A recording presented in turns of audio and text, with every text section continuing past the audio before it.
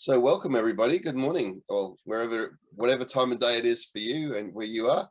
We have an international cast as always. What is my computer doing? It's doing something in the background here that I didn't ask it to do. Don't you love it when computers are verifying my Microsoft Outlook? I don't know what that's all about. Anyway, let's get started. So we're here to review, continuing our review of The Infinite Game, the book by Simon Sinek. How are we all going with that? Let's get started. Just go around just to see who's up to date. We're up to chapters 3 and 4. Coralie, are you on board with that?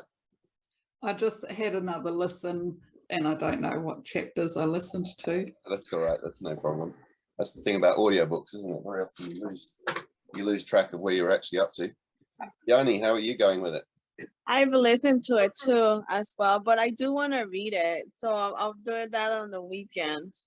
Yeah, it's because last Thursday I missed because I was flying to Texas, and I was literally at the airplane. It was on I was literally on the flight, so I was like, damn it, I couldn't make it. But yeah, I've been listening to it. It kind of seems like the continuation of the Why, right? That book. It seems like it. He talks a lot about Apple. Yes, Apple's one of his favorite topics. Yeah, very good. Okay, Sammy, have you had a chance to listen to any of this at all, or watched or read any of it? No, I haven't. Okay, no worries. That's fine. I downloaded the book and stuff, but I haven't gotten a chance to read it yet. That's all right. I will be covering the main point. I always read the books I download. So okay, no worries. Yeah. One of the reasons why we do this is that quite often people haven't had chance, or that everyone's reading at different speeds or trying to listen to it on audio. And the idea is it doesn't really matter because we'll still be picking out conversational points from the book, and it's still of benefit anyway. And then when you do get a chance to read it, perhaps hopefully some of it will sink in a little more because you've got these discussions to refer back to. Stan, how are you going?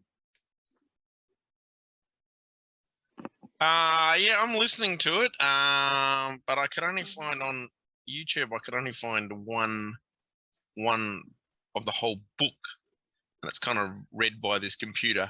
And then you kind of get home and you're like, oh my God, how boring is this book? I thought it was the only one. You're like, I think I'm kind of well ahead, but you're kind of like, this is the same stuff we had in the last chapter, just slightly, like a slightly different view. And you're like, so you're like, okay, kind of listen to it for like half an hour, and then you're like, can I listen to something else? Yes, I know what you mean. I've listened to books like that. There's nothing worse than an audio book with a voice that you can't stand.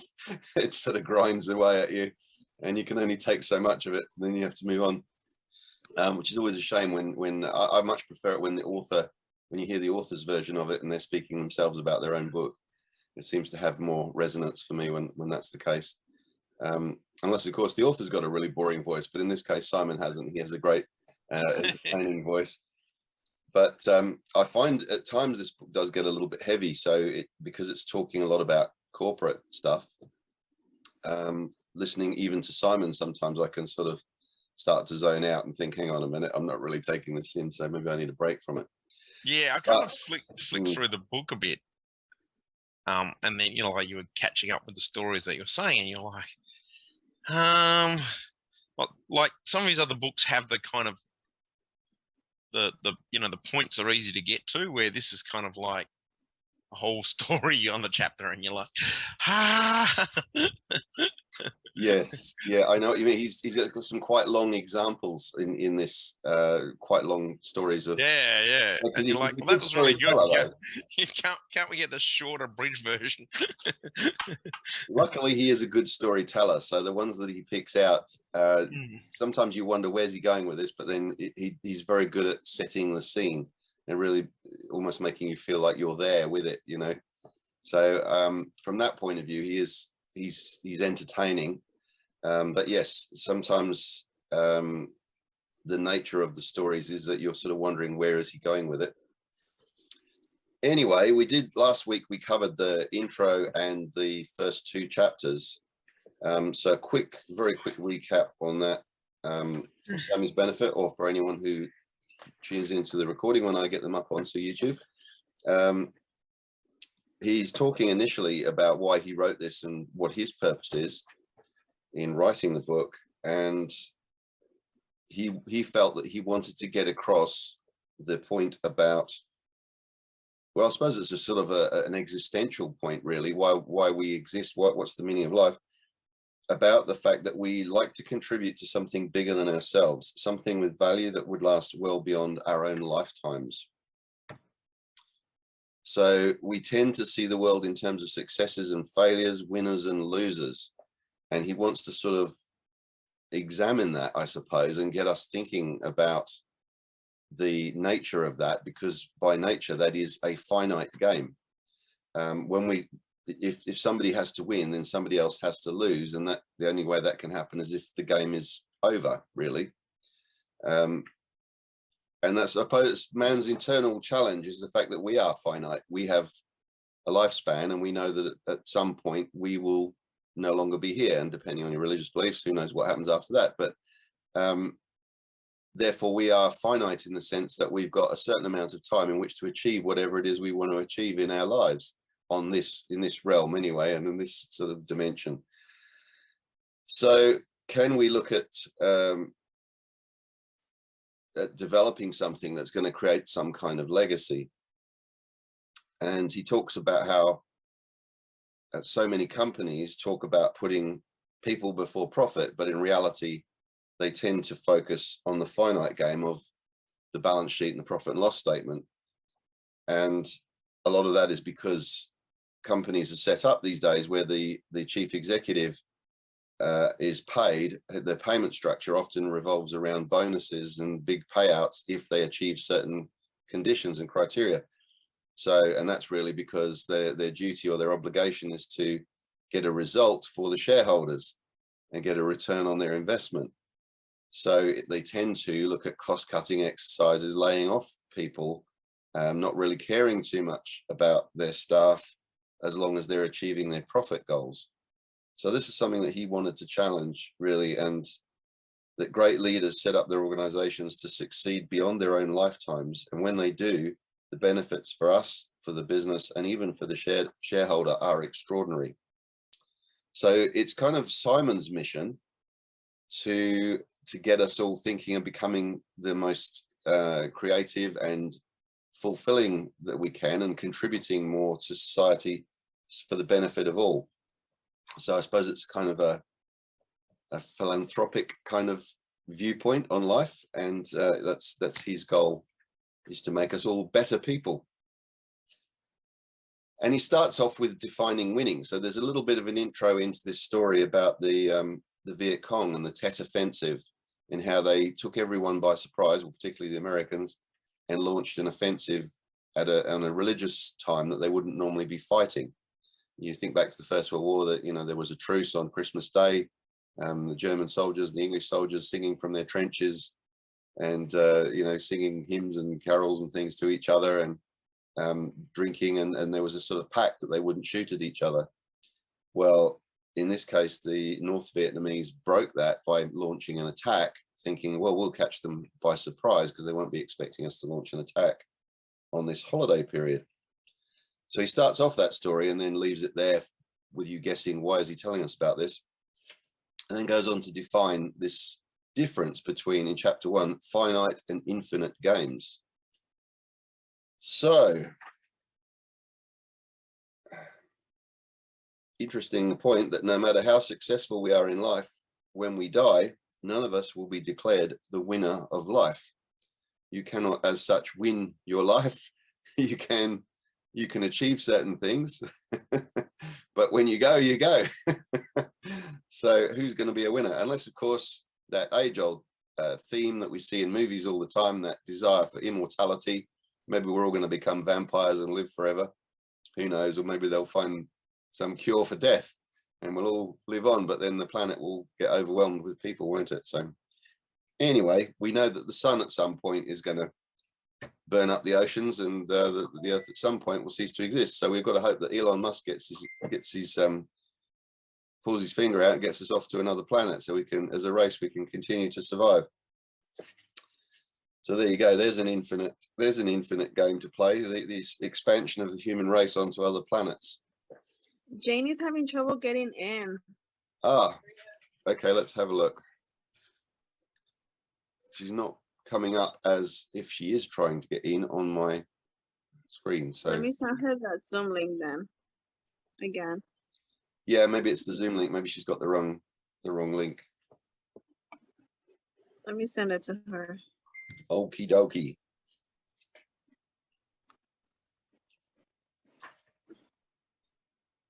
So the game of business as a game has no end, because business goes on and on and on.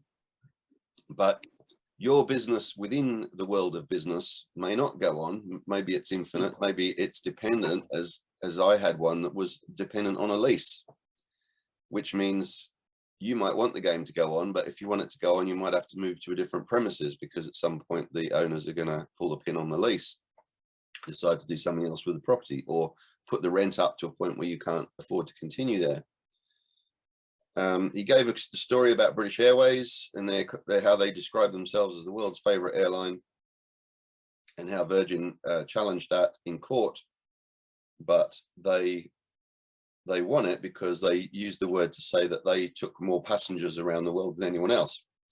So was it favorite, or did they just have more planes than anybody else and more flights going?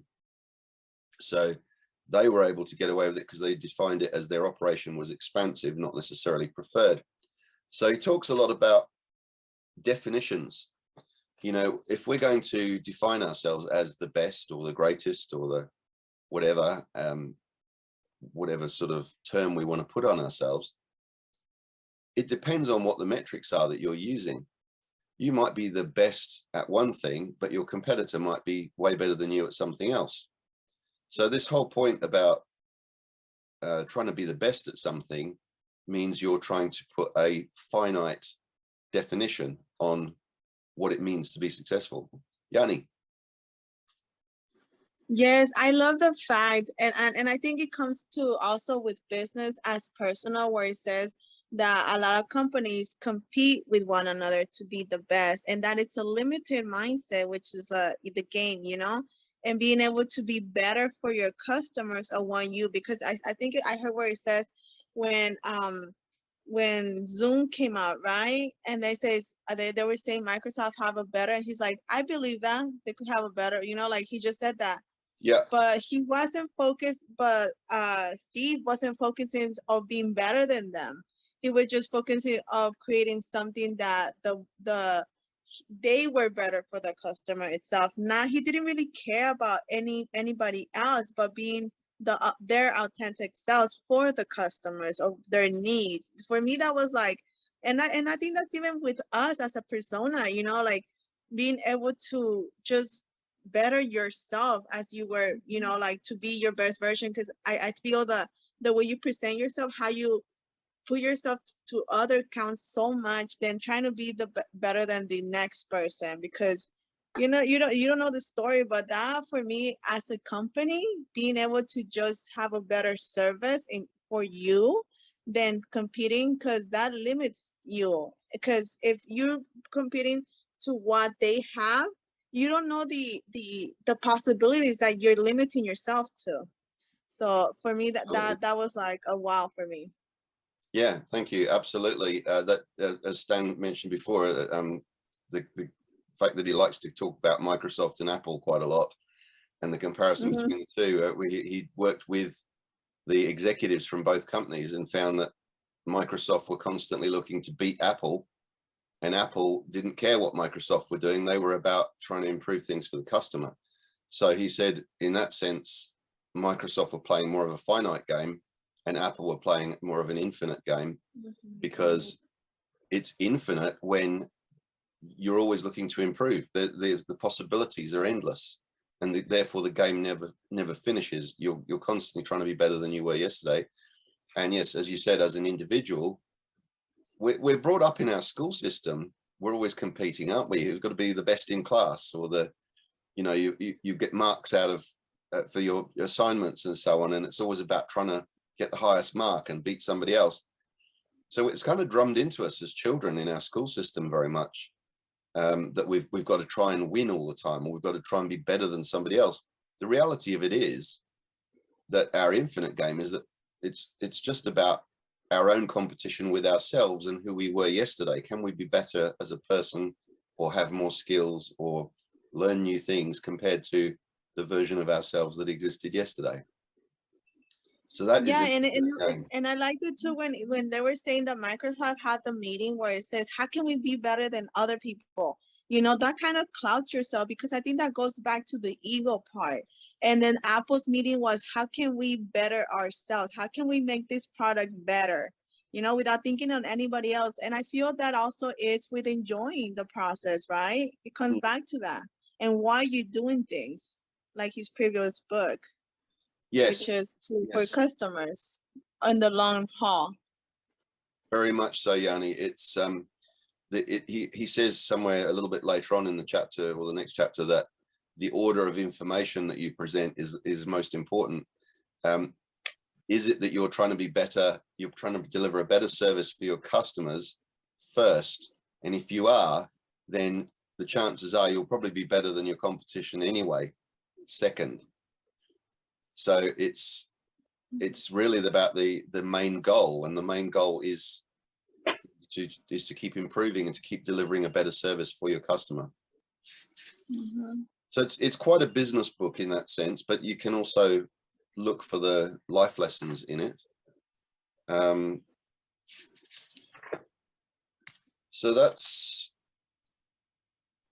really the essence of the first one, is that defining what he means by finite and infinite games, and goes back to the Vietnam example, where the Americans had I don't know if they even really knew for sure what their objective was, but in theory it was to keep communism at bay, wasn't it? And that was the sort of the big phobia about the Reds. I didn't even know about that war either. I didn't get it, but you know, when I was hearing it, it kind of made me laugh, because when you have to know the history of the fight, basically, right? And if, like it says, like the States just wanted to help out, but he didn't know what kind of fight he was getting into.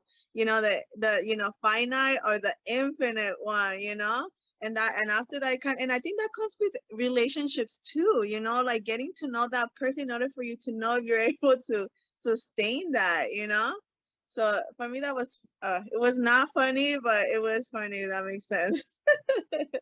Yeah, it was kind of ironic. I mean, the Americans were fighting this war on, in a distant land, and their own people back home could not really understand, especially as it dragged on and dragged on. The younger generation coming up were like, why are we fighting this war? What are we trying to achieve here? And nobody could really give a clear answer. Whereas the North Vietnamese were fighting for their lives. They were fighting to make sure that they continued to exist. And we talked about that in the context of, modern day, the war going on in Ukraine, where the Russians have some kind of finite objective, conquering land or grabbing a certain amount of land off the Ukrainians, whereas the Ukrainians are fighting for their own existence. So it seems like the Russians are playing a finite game, whereas the Ukrainians are playing an infinite game, if you want to look at it that way. So, yeah, and what it all comes back to really is that war is pretty pointless in the first place. It doesn't really ever achieve anything. And I think that we would have learned that by now in history, but it seems we still haven't. The ego, man. Exactly. And that may be about, we can get bogged down in this, but it may be about Putin wanting to leave a legacy, for his own ego. So he goes on to say that any leader who wants to adopt an infinite mindset must follow 5 essential practices: advance a just cause, build trusting teams, study your worthy rivals, prepare for existential flexibility, and demonstrate the courage to lead. So just cause, that's something we'll be coming to in chapter 3. Oh no, in chapter 2, sorry. Chapter 2 is entitled Just Cause. So it was really explaining what is that about. And he went into, as Stan says, this lengthy story, the one about Nikolai Vavilov, which when he was, and I remember when I was listening to the audio tape, I was thinking, why is he telling this story? Where are we going with this? And Jane's just joining us. So it was a lengthy story. It was about, for Sammy's benefit, it was about a Russian who had died. Hi, Jane. Welcome aboard. You got there. Hi. You got there in the end. Yeah, sorry. I've been trying. Thank you, both Stan and Yanni, for sending me that. I kept trying and trying. I'm here. Thank you.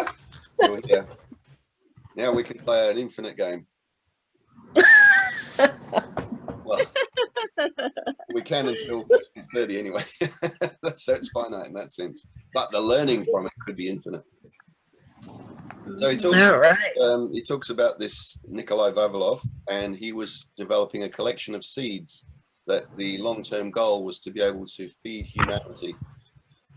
So he was collecting seeds from over 6,000 types of crops and studying genetics and experimenting with new strains of crops that could better resist pests or disease, grow more quickly, withstand harsh conditions, or offer higher yields of food. So he had a cause, a just cause, which was about really ensuring that the whole population of the world would never go hungry, that they would always be able to be fed. But when they were surrounded by the Russians, by the Germans, the Nazis were trying to occupy Russia, and he was captured and tortured because Hitler knew about this seed collection and was trying to get his hands on it, but no one knew where it was. They knew it existed, but they didn't know where it was. And they were surrounded. So his followers, even though he was arrested and tortured and never got back to work, his followers kept this just cause going. And even when they were starving themselves and had food in front of them, they wouldn't eat it, because the just cause that they'd all been working towards was this vision of being able to feed humanity long into the future. And that actually came about at the end of it, when they finally got out of that, the work that they'd done, the research that they'd done, was passed on, and geneticists have carried on working on how they can improve crops and how they can, well, we're still not at that point yet, though, are we? We still have people going hungry in the world, which is crazy considering there's other countries that are throwing food away all the time. But anyway, let's not get started on that one. So that was a definition of a just cause anyway. We tackled a couple of things, haven't we? The pointlessness of war and the ridiculousness of the fact that people are starving when there's enough food for everyone. Anyway, so what is a just cause? Well, it is that belief in something where you're even willing to lay down your own life or to starve to death rather than eat the crops that are part of this long-term legacy that you want to leave for humanity. Now that's a just cause, isn't it? So what is a just cause? A just cause must be for something, so affirmative and optimistic, inclusive, which is open to all those who would like to contribute, service-oriented for the primary benefit of others, resilient, able to endure political, technological, and cultural change, and idealistic, big, bold, and ultimately unachievable.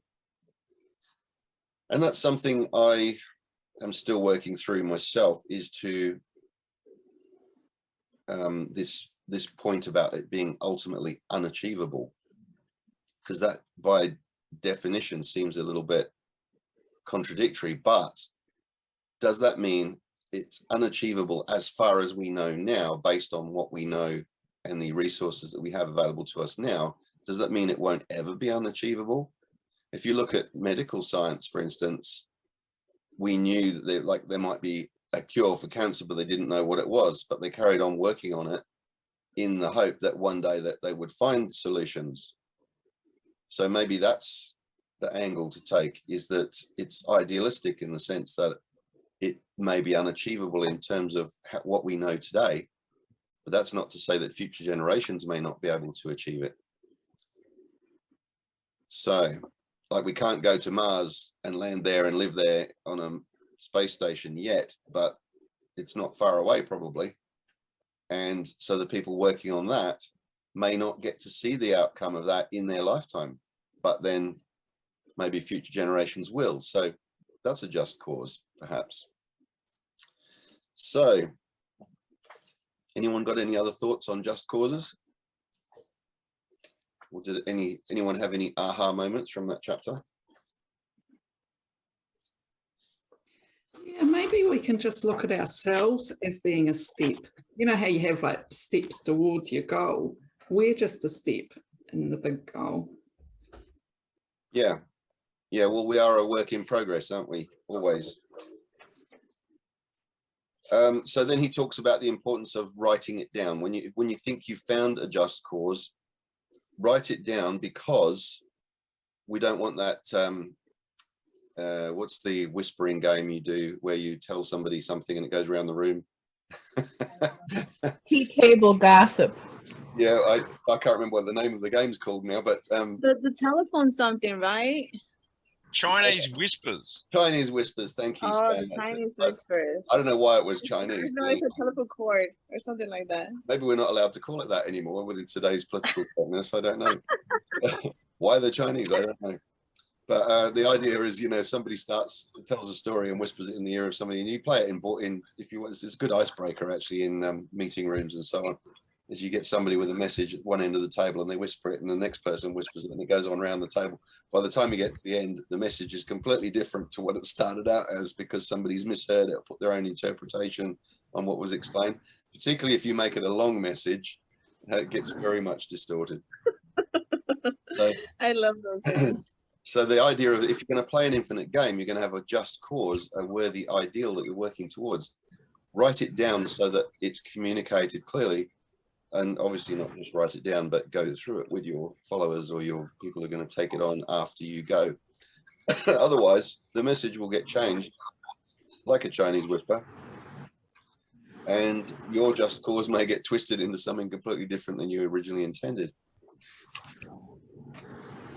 Okay, this is where we're up to, chapter 3. Yoo-hoo!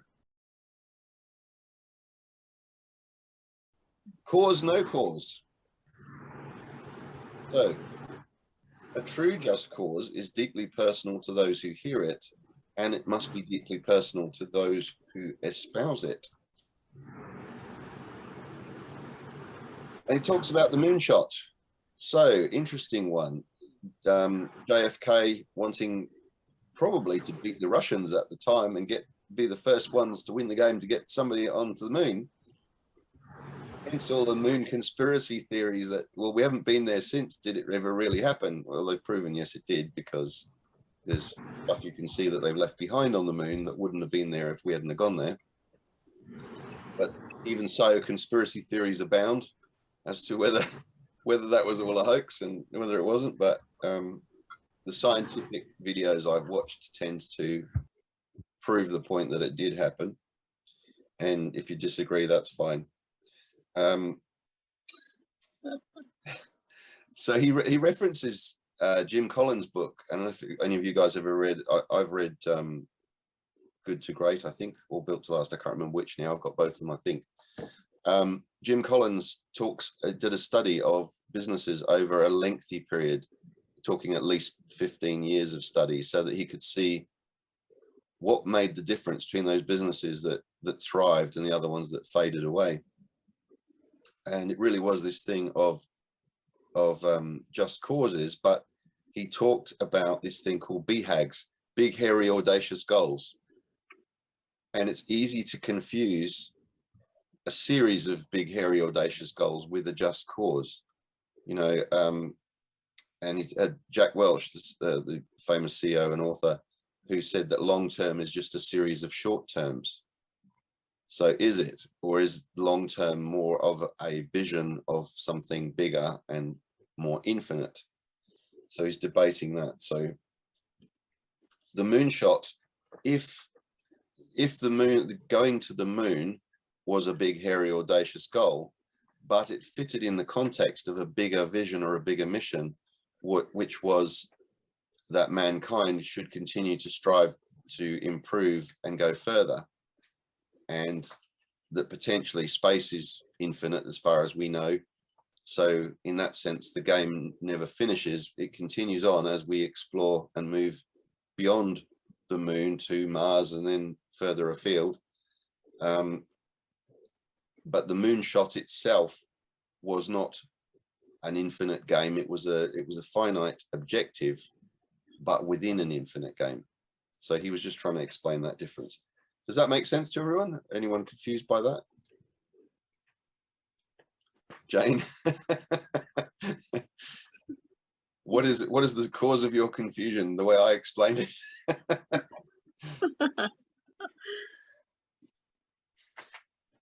No, I'm actually laughing because I thought you said big, hairy, audacious girls.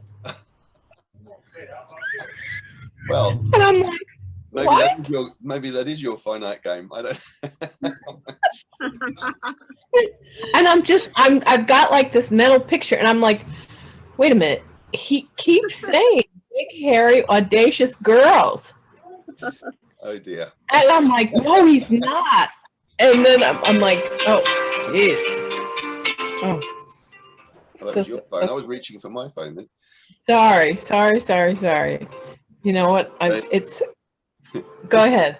Just to be clear on that, we weren't talking about hairy girls. We were Goals, right? hairy, audacious goals. So, but it is an interesting. See, that's why you got to write things down, because people mishear things. Big, hairy, audacious girls has a whole different meaning, I think. So, a company like a car is more valuable to all constituents when it takes us somewhere to which we would otherwise be unable to go.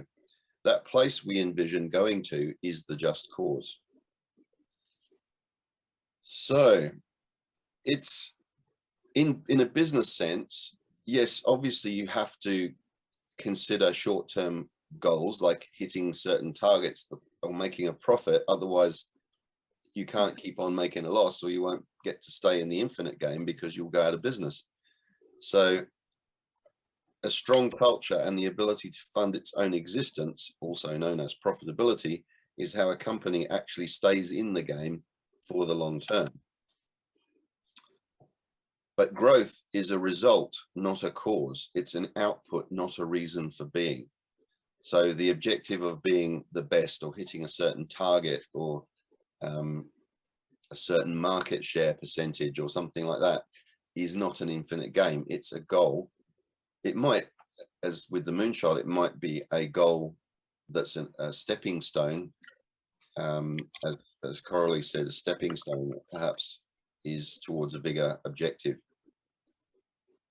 And he also says that a corporate social responsibility program is not a just cause. In other words, if they're giving money to charity or something, that in itself isn't necessarily a just cause.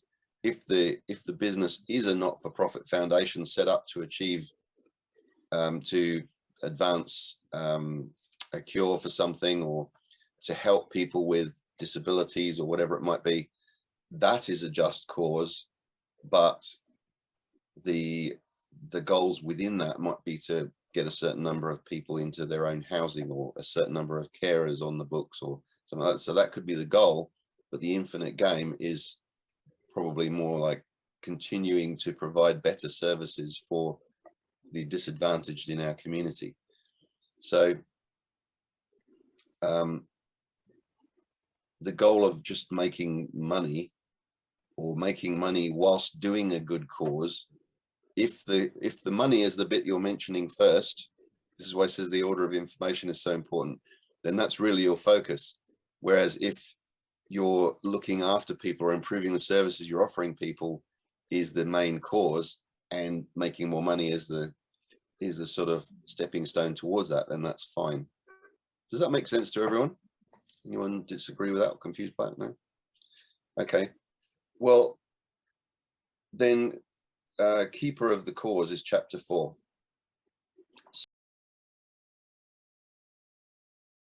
So, great story about Walmart, which I found very interesting because I used to work for a company in Australia called Big W, and discount department stores. I was a deputy store manager with them. And whilst I was there, they decided they wanted to improve their business. And so they looked at who was the most profitable, successful retailer in the world that they could model themselves on. And of course, it was Walmart.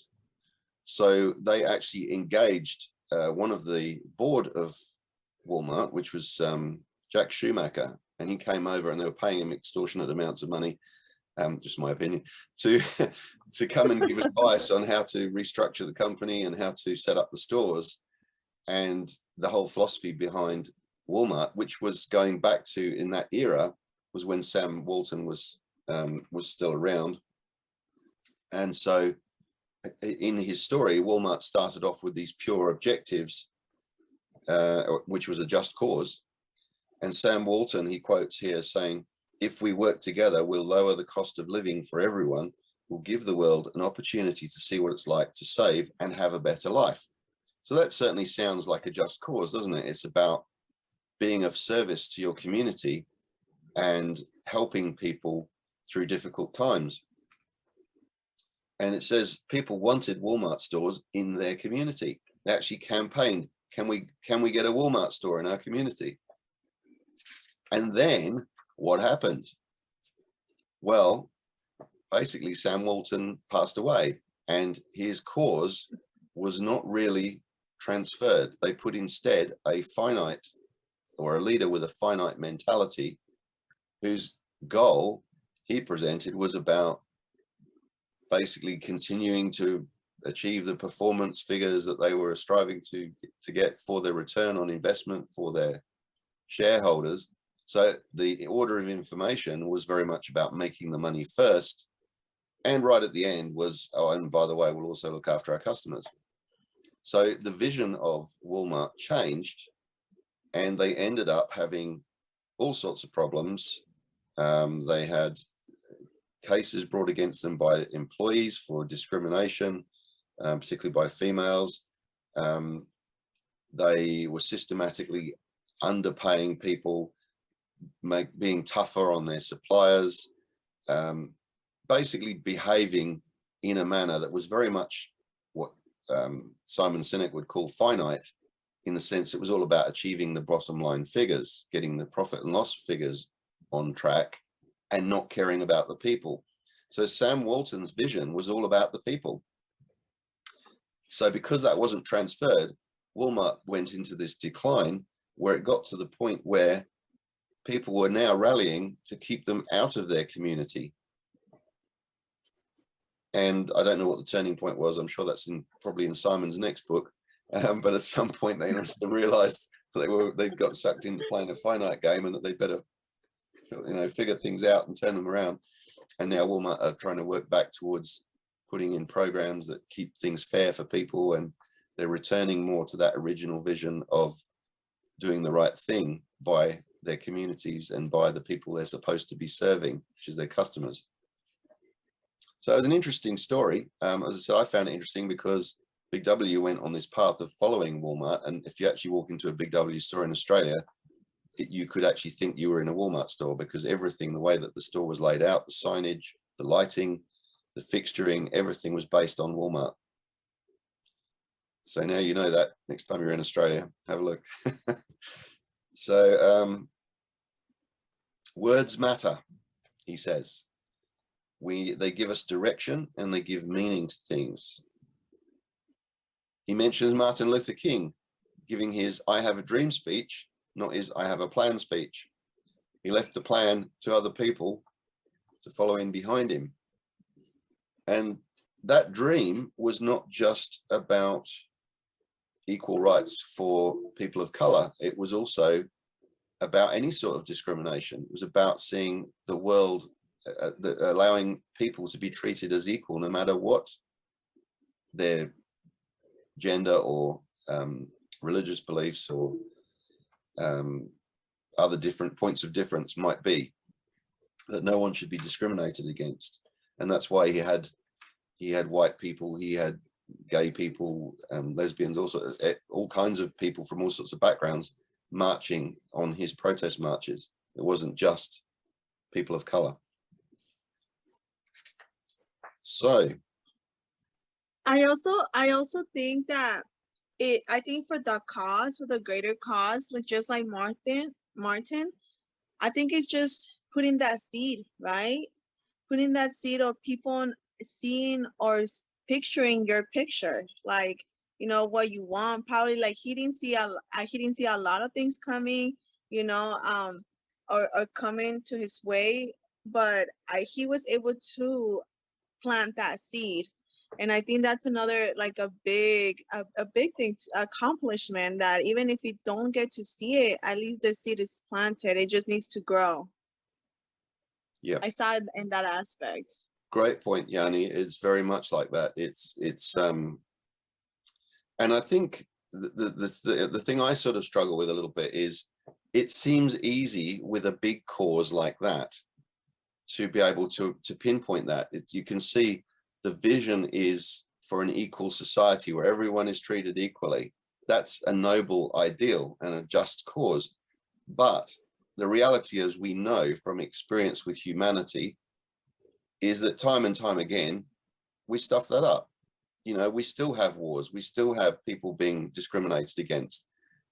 We still have, I read a thing in the local West Australian newspaper yesterday about women campaigning because they're still not receiving equal pay to men in workplaces, and there's still cases of misogyny going on where they're being ignored for promotions and shut out of meetings and, you know, generally treated badly.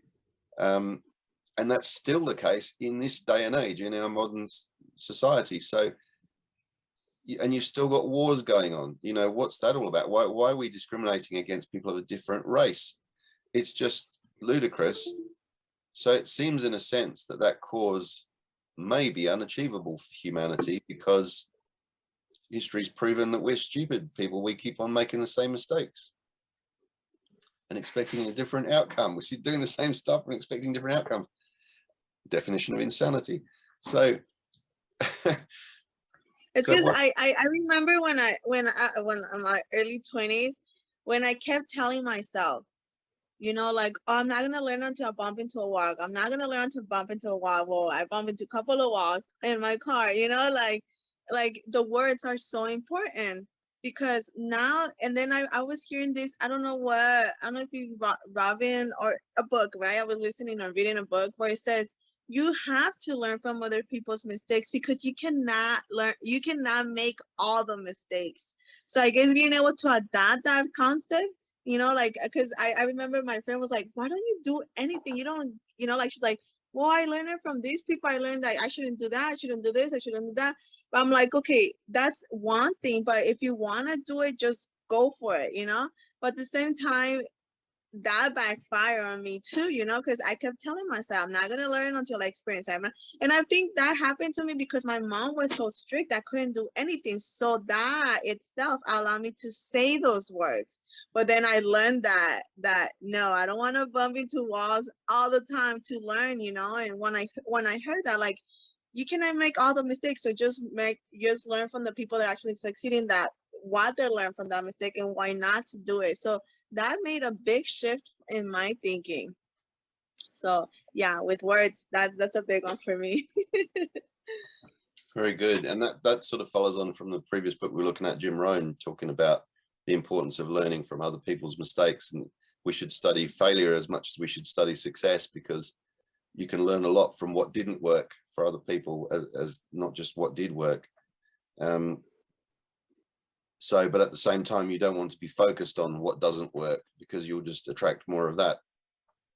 So, yes, if you keep thinking about the walls you don't want to hit, you'll keep hitting walls. Yeah, I guess now focusing on what you don't want. It's like learning that lesson and now focusing on what you actually want. You know, I think that's a big difference when people focus on what they don't want instead of the lesson itself.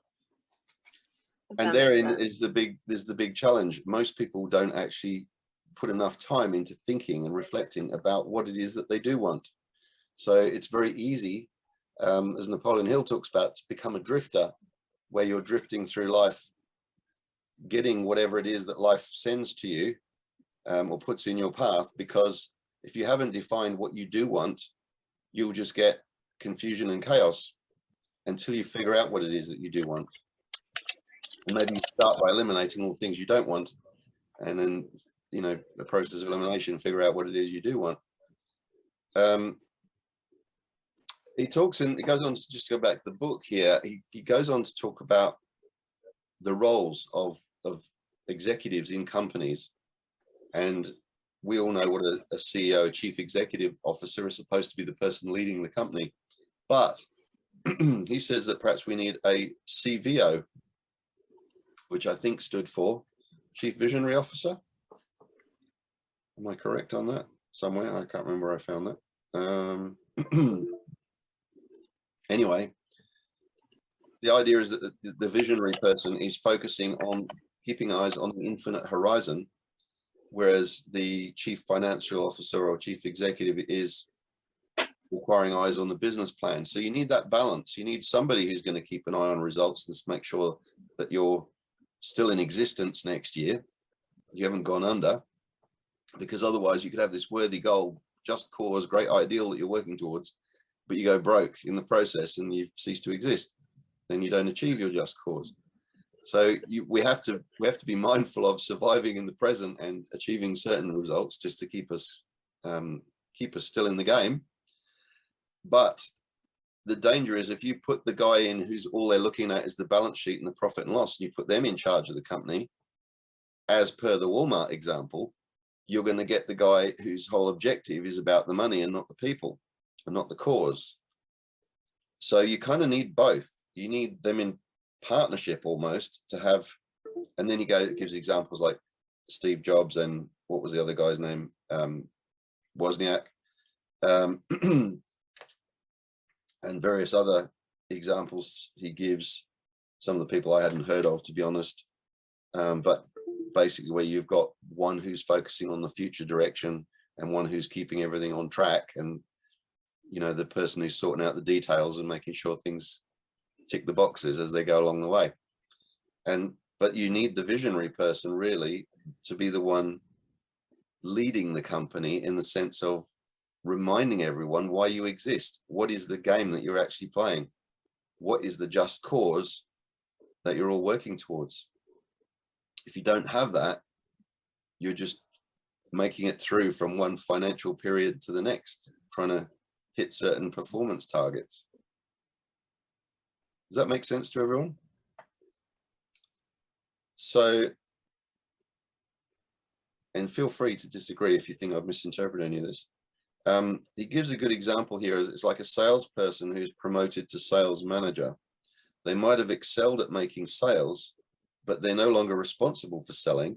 They're now responsible for taking care of the people who do the selling. We see that in sport. You know, someone who's a great football player doesn't automatically become a great manager, a great coach.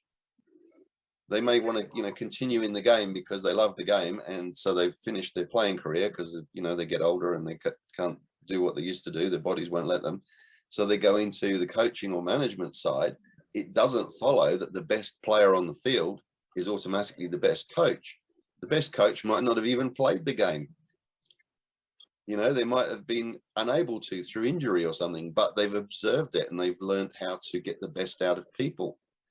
So the people, it comes back to the people and the cause of what you're working towards, or uniting people behind an agreed cause or a worthy ideal. That's leadership. That's where you get the most out of people, not just by improving their technical skills necessarily. So it's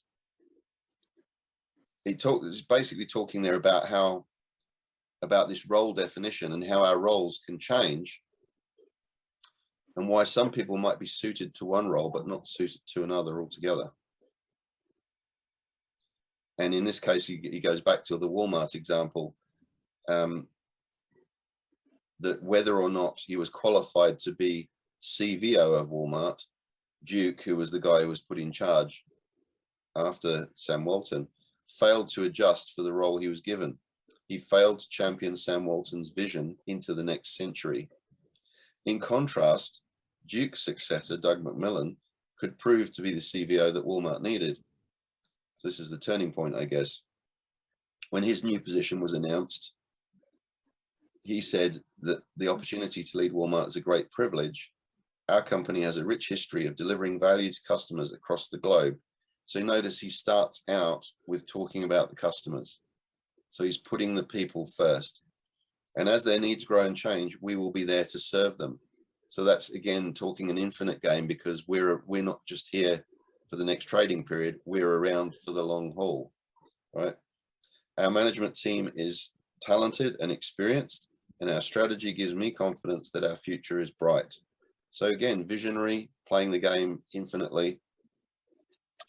By keeping our promise to customers, we will drive shareholder value, create opportunity for our associates, and grow our business. You can see the list of priorities was turned around completely from Duke, who had said, I wonder if I can find that right back at the beginning of the chapter, I think. He waffled on about figures and, return for an investment for the shareholders. And then at the end kind of snuck in on, yeah, we'll look after our customers as well while we're at it.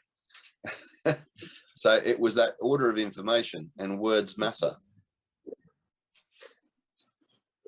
So really that's the essence of the cause and keeping the cause. Where is it? And with that itself is like I was saying, like being able to surround yourself or partner with people that can see the same vision you're seeing, because just like that person at the store, it was totally different aspect of, because it's what he wanted. It like, I feel he wasn't a team member, like a team player, he was kind of like a solo doer.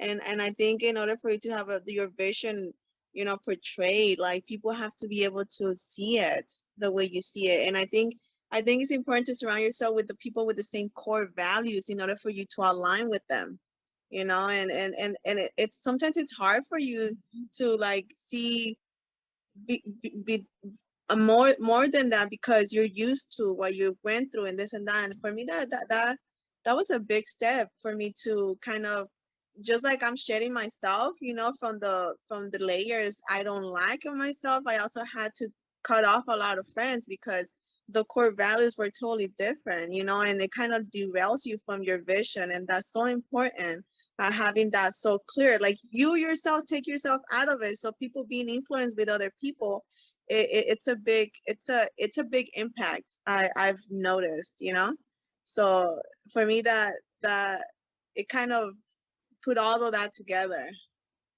reading it, hearing it. That's a very good point, Yanni. If you taking this away from business and back to personal life for a moment, that sort of self-analysis and review of who am I surrounding myself with? What do my friends have the same kind of, not necessarily exactly the same vision, but do they have the same kind of outlook on life as what I do? Yeah. Do they have the same values? Do they? Those really are solid tests. And for the business itself too, it's so important. I'm like, me and my friend that we built in this real estate business. Like we work with so many people, and at the end of the day, it's still me and her. It's me and her. It's me and her. People come and go, and I think because they don't see the ultimate big picture, and thank God she was able to paint it nicely for me, and I was able to see it. But it just, being able to perceive, like, I don't know, transfer, or and I think that it's aligned with your core values itself, to be able to transfer that to your own business. Well, you see that with business partnerships quite a lot. I certainly had that experience myself with a business partner who, when we would sit down to have meetings about where we were heading, his whole goal was just to get through the day. It was all about just having a great life today, which is great. It was living in the moment, but in a business sense, that wasn't really, it's one thing to live in the moment, but you've got to have a vision of where you're going and what you're trying to achieve as well. And ultimately, because we had completely different ideas of what our vision was, that we ended up separating that business partnership, because and I bought him out of the business because he just wanted to, you know, get drunk every night and have a great. And also adapting and changing your perspective, it helps out a lot, because and I'm so glad that she was able to like go along with me too, because for me, that word work itself was so daunting to me. I was like, I don't want to have a job, work, like I don't like that. But then we were talking, I don't know, we went dinner, lunch, and I was like, no, what about we creating our future? We building something that future generations are gonna see it. So let's not call it work. Let's call it we're creating, you know, because it's a system we're developing and stuff to be able to have other people come in. And for me, that was like I was like, okay, you know, like, and little by little, like learning that we need the 3 M's, a job, investments, and something where you can invest your time. That also like allowed me to have less of a weight on that word, you know, and the way you see it's like the same, you're doing the same thing, but just changing that word, it's a different, it allows you to see in a different perspective. That's It's sort of like hard. like what you're talking about, Yanni, is love what you do and you'll never work a day in your life. Yeah. Yeah, Richard Branson, when he was interviewed, talked about the fact that he didn't see really a distinction or difference between work and life. That for him, his work is his life, but it's also his fun. You know, his goal is to make business fun, but his ultimate vision is all about improving the service that he's offering, and that's why he's typically throughout his business history challenged the status quo and looked for ways of delivering a better alternative for customers. So you think the aircraft system, I mean, certainly when Virgin came into Australia at that time, we had two main carriers. We had Qantas and Ansett, and with the duopoly, they basically had ridiculously expensive airfares. And then when Virgin Blue came into Australia and started up, the airfares were smashed. And they're still not as high today as what they were back then, I don't think, you know, to fly across the country. But it was also about things like, for the customer experience, you shouldn't necessarily have to pay for a meal if you don't want a meal on the plane. You know, that should be an optional extra. You shouldn't have to pay for a certain standard of seating or something if you want an economy version. It was all about giving people choices and giving people the service level that they wanted rather than what was kind of being dictated to them. So, and they did the same with the train system in Britain. You know, he took on the established train system, and when, you know, it's not good enough that the trains are all old and dirty and always running late and all this sort of stuff. So everything that he's done, and he's had failures as well, or setbacks, and not everything he's tried has turned to gold. There's a few things that he tried that didn't work out, but it's always been with that same vision of trying to improve the status quo for the end user, for the customer. It's all about making things better for people. And that's why, and being open to evolution, right? To transitioning to something different. Like, you cannot be stagnant on your thinking. Yeah, that's right. Well, was it Einstein that said that we can't solve our problems with the same thinking that created them? We have to keep evolving in order to move forward. So this is very much the essence of this, having a just cause and communicating that cause effectively to like-minded people. And you go back to the Nikolai Vavilov example, what greater illustration of that than people who were willing to starve themselves to death rather than eat the food that was right in front of them, because they were so committed to the cause that he had begun, and they had followed along with him and worked with him on that. They would not give it up. They just were determined that their cause mattered more than their own lives. So that's the kind of ultimate, isn't it? Throwing yourself on the grenade. And in that sense, we know that we're finite, like we have a finite lifespan, but the work we do might continue on long after we're gone. So that meaning of life that we're all looking for, that could be whatever our legacy is, our vision, there's something that we've created that's bigger than us.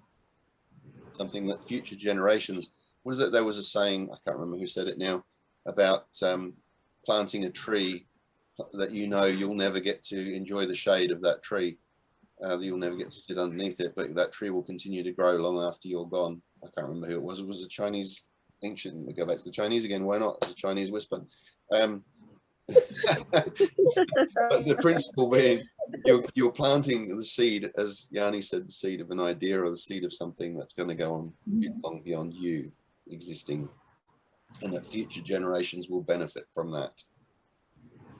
There we go. We're at time, ladies and gentlemen. Anyone got any other thoughts they want to add, or any realizations they've had from what we've delved into so far? Well, I just think it's terrific that it is all about people, and that's what wins out. We're not just, I think 30 years ago, 40 years ago, if you were around in the 80s, it was considered a time of consumption. You were a gluttonous consumer kind of a thing. You're all about me, I, the me, I generation kind of a thing. And I think it's just so wonderful, the direction that we are going in just naturally, that it is about you and I. It is about relationships. It's about connections.